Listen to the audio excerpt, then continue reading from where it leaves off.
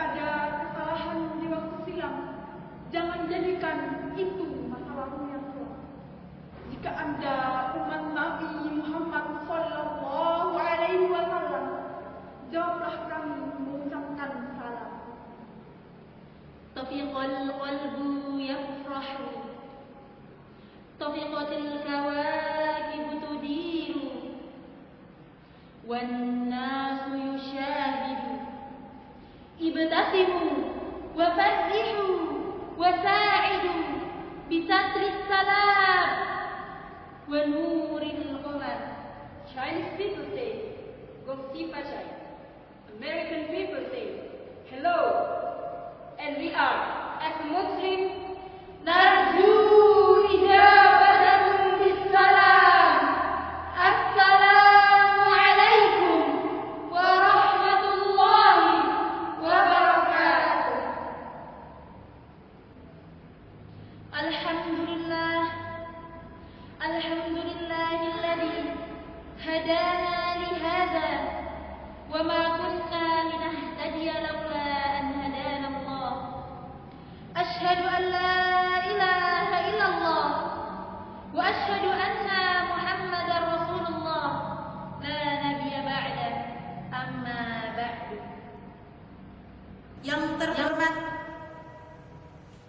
Dewan Hakim yang arif lagi bijaksana, dan yang sama-sama kami hormati pemuda harapan bangsa, pemudi sunting mulia yang ikut serta membela agama. Puji syukur kehadirat Allah Subhanahu wa Ta'ala yang telah memberikan kita nikmat dan rahmatnya kepada kita semua. Walaupun air laut kita jadikan sebagai tintanya, ranting-ranting di pohon kita jadikan sebagai pulpennya, daun-daun di bumi kita jadikan sebagai kertasnya. Niscaya yang namanya nikmat Allah Subhanahu wa Ta'ala mustahil kita dapat menghitungnya. Salawat beriringkan salam tak bosan-bosannya kita sampaikan kepada putra Abdullah buah hati Siti Aminah, parit pagar Mekah Madinah. permata iman alam surga yang bergelarkan Al-Amin, bertitulkan Habibullah, yakni Nabiyuna Muhammad sallallahu alaihi wasallam. Sebagaimana beliau telah bersusah payah dalam menegakkan kalimat La ilaha illallah di atas muka bumi ini, beliau juga telah bersusah payah dalam mengusir nyamuk-nyamuk Quraisy, bukan dengan baygon, bukan pula dengan 3 roda, namun dengan hari iman dan takwa. Ada santriwan ngincing sarung, rupanya berjalan ke arah barat. Pulang ngaji jangan langsung ke warung, mari kita semua bersalawat. Sallallahu ala Muhammad, sallallahu alaihi wasallam, sallallahu ala Muhammad, sallallahu alaihi wasallam. Kita sebagai umat muslim telah diberikan karunia yang luar biasa berupa kitab Quran sebagai panduan kita dalam menjalani kehidupan. Quran adalah sumber cahaya yang menerangi jalan kita, termasuk dalam konteks sosial dan humaniora. Dalam zaman ini, tantangan sosial dan kemanusiaan semakin kompleks. ketidaksetaraan, ketidakadilan, Dan konflik sosial menjadi masalah yang mempengaruhi banyak komunitas di seluruh dunia. Namun, Quran bukanlah kitab petunjuk rohani saja, tetapi juga merupakan sumber inspirasi untuk memecahkan masalah-masalah sosial dan mempromosikan nilai-nilai kemanusiaan. Quran mengajarkan kita untuk mengasihi sesama manusia, berbuat adil, dan membantu mereka yang membutuhkan. Ayat-ayat Quran menyuarakan pesan-pesan yang sangat relevan dengan konteks sosial dan humaniora, seperti penghapusan ketidaksetaraan gender, keadilan sosial, dan kepedulian terhadap kaum miskin dan terpinggirkan. Kita dapat menemukan contoh-contoh nyata bagaimana Al-Quran telah mengubah masyarakat dan memperbaiki kehidupan manusia. Dalam perjalanan kehidupan ini, mari kita berupaya bersama-sama untuk memahami, merenungkan, dan menerapkan ajaran-ajaran Quran dalam upaya membangun masyarakat yang lebih adil, harmonis, dan manusiawi. Semoga Allah Subhanahu wa Ta'ala memberikan kita petunjuk dan kebijaksanaan dalam usaha kita untuk menjalani kehidupan yang sesuai dengan nilai-nilai Islam dan menghadapi tantangan-tantangan sosial dan kemanusiaan dengan bijak. Baiklah, untuk tidak memperpanjang mukadimah, kami akan menyampaikan syarahan kami yang berjudul Tata Muka Sosial dalam Masyarakat Menelusuri Nilai-Nilai Al-Quran. Hadirin wal hadirat yang dirahmati Allah Subhanahu wa Ta'ala, Al-Quran merupakan petunjuk dari Allah Subhanahu wa Ta'ala bagi seluruh umat manusia. Bukan hanya sebagai pedoman ritual keagamaan, tetapi juga sebagai panduan dalam aspek sosial dan kehidupan kita.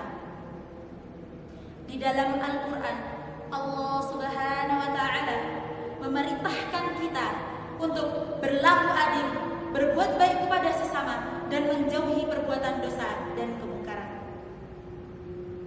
Salah satu ajaran penting dalam Al-Quran adalah solidaritas dan kepemimpinan sosial. Allah Subhanahu wa Ta'ala menyuruh kita untuk membantu orang-orang yang membutuhkan, baik itu dalam baik sedekah, zakat, dan bantuan sosial lainnya. Dalam surat Al-Baqarah ayat 267, Allah berfirman,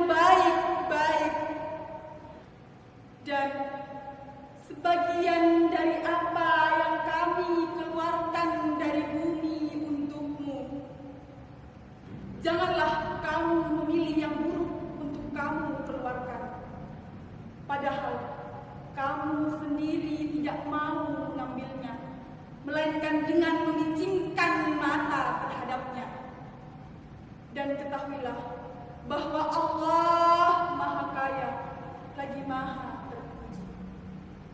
Dari ayat di atas dapat kita simpulkan bahwa orang-orang yang menafkahkan hartanya di jalan Allah Subhanahu wa taala akan dilipat gandakan rezeki dan pahalanya. Selain itu, sedekah juga dapat memberikan keberkahan dan keutamaan bagi pelakunya. Ubaidi Rahim Al-Hamdi dalam bukunya menyebutkan ada beberapa keutamaan sedekah, yakni yang pertama, sebagai sarana untuk membersihkan harta. Yang kedua, dilipat gandakan pahala. Yang ketiga, menjauhkan diri dari api neraka. Yang keempat, menghapus segala dosa dan kesalahan.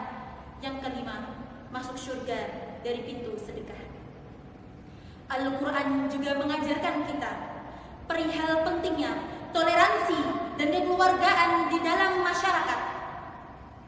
Kita diciptakan dalam keberagaman agar saling mengenal dan saling memahami, bukan untuk saling memusuhi. Hal ini sangat berkaitan dengan perkataan Kiai Haji Ahmad Dahlan, yaitu kasih sayang dan toleransi adalah kartu identitas orang Islam. Allah Subhanahu wa taala berfirman dalam surah Al-Hujurat ayat 13. Ya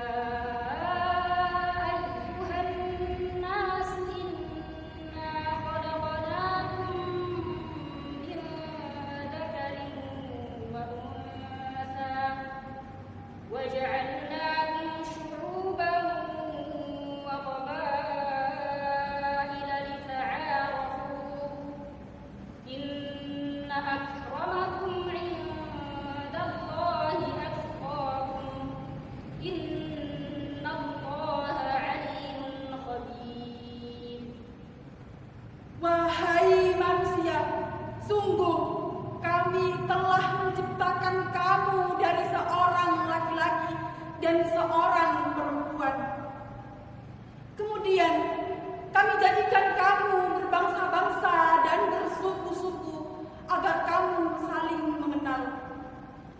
Sesungguhnya yang paling mulia di antara kamu di sisi Allah ialah orang yang paling bertakwa. Sungguh Allah Maha mengetahui, Maha teliti. Ayat ini memberitahukan kita bahwa manusia berasal dari satu keturunan yang sama, yaitu Nabi Adam dan Hawa. Dan keberagaman adalah sunatullah dari Allah Subhanahu wa taala yang menjadikan manusia berkembang sedemikian banyak sehingga mereka menjadi berbangsa-bangsa dan bersuku-suku. Pada akhirnya, kita harus memahami bahwa Al-Quran bukan hanya kitab yang dibaca, tetapi juga sebagai pedoman hidup sosial yang harus diimplementasikan dalam masyarakat. Yang sesuai dengan ajaran Al-Quran adalah masyarakat yang penuh dengan nilai-nilai Kebajikan, solidaritas, empati, keadilan, kesetaraan, toleransi, dan kekeluargaan. Kita sebagai umat Islam memiliki tanggung jawab untuk menerapkan nilai-nilai ini dalam kehidupan sehari-hari, sehingga masyarakat kita dapat menjadi teladan bagi dunia dalam membangun hubungan yang harmonis dan berkeadilan. Dengan itu, kita akan dapat memperoleh keberkahan dari Allah Subhanahu wa taala dan menjadi contoh yang baik bagi umat manusia yang lainnya. Ada ayam lari dengan kencang, dikejar induk, ketakutan. Cukup sekian hadirin sekalian. Jumpa lagi semua yang tersayang. Wassalam.